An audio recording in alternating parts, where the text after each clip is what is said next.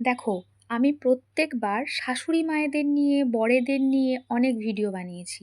তো আজ হবে বাড়ির ছেলের বউয়েদের। কেউ কিন্তু ফোনের ওপার থেকে আমাকে গাল দেবে না কিন্তু, বলে দিলাম। শোনো, শুনে তবে গাল দেবে। সবাইকে কিন্তু বলছি না। অল্প কিছু হাতে গোনা কয়েকজন আছে, আমি সেই সমস্ত বউয়েদের নিয়ে বলছি। বাপু রাগ করো না।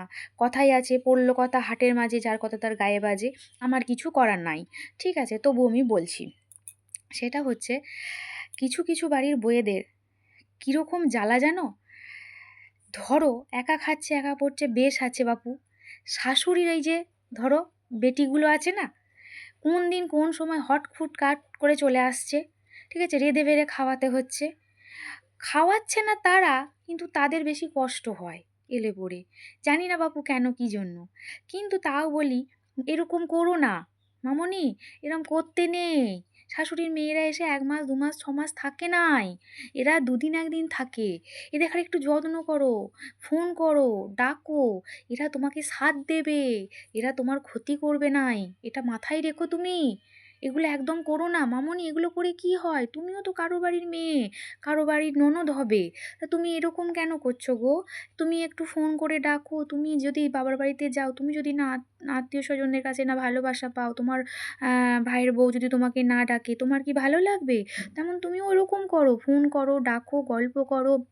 বসতে দাও, খেতে দাও, টাইমে টাইমে রান্না-বান্না করে করে খাওয়াও। কেন এরকম করো না মামুনি? এটা তোমারই সমস্যা হবে।